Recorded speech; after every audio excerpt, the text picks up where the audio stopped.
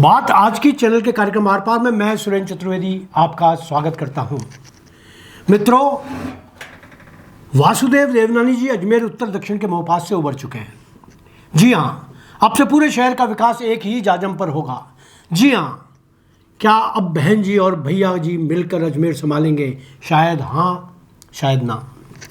राजस्थान विधानसभा अध्यक्ष को अब आत्मबोध हो चुका है। अब वह अजमेर उत्तर के ही नहीं दक्षिण के भी नेता हो गए हैं। भले ही दक्षिण की विधायक अनीता बघेल उनको कितना भी उत्तर तक महदूद रखती हैं, वे पूरे अजमेर के हैं। मित्रों, कुछ दिनों पहले मैंने अपने एक ब्लॉग में अजमेर उत्तर और दक्षिण को की बटी नेतागिरी पर तंज करते हुए स्पष्ट लिखा था कि यदि शहर के जनप्रतिनिधि इसी तरह तेरा मेरा करते रहे तो शहर का एक तरफा विकास ही हो पाएगा। सत्ता में पद की वजह से बेहद प्रभावशाली हो गए वासुदेव देवनानी विकास करवाने के मामले में अनीता बघेल से कहीं भारी पड़ रहे हैं। और यदि देवनानी जी को आपसी खींचातान में सिर्फ अजमेर उत्तर का नेतृत्व सौंपा गया तो अजमेर दक्षिण का विकास चरमरा जाएगा। जिस तरह सरकार से सौगात में मिली सड़कें, नाली और छोटी मोटी धनराशि वाले कामों का उद्घाटन किए जा रहे हैं, वे होते रहेंगे। दक्षिण का बहुमुखी विकास नहीं हो पाएगा।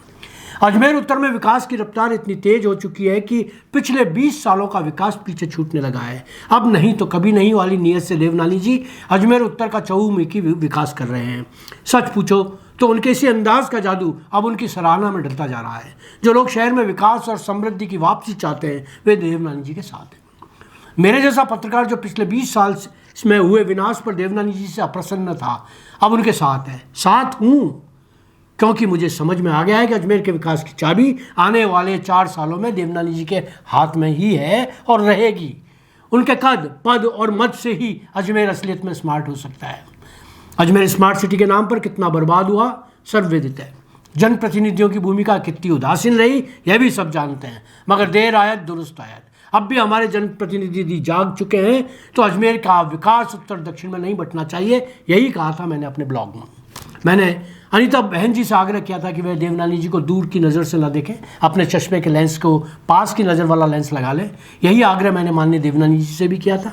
मुझे खुशी है कि देवनानी जी ने मेरे आग्रह को मानते हुए अब विकास को पूरे अजमेर से जोड़ दिया है। उन्होंने जिला कलेक्टर, नगर निगम, विकास प्राधिकरण सहित सभी विभागों के मुखियाओं को बैठाकर शहर के मूलभूत सुविधाओं के लिए काम करने के निर्देश दिए हैं। आए दिन सड़कों की खुदाई और मरम्मत को लेकर उन्होंने सड़कों के रखरखाव और निर्माण को लेकर एक ही एजेंसी होने का सुझाव दिया है। पूरा शहर इस निर्णय से प्रसन्न है। अब एडीए ही पूरे शहर की सड़कों के रखरखाव और निर्माण के लिए जिम्मेदार होगा।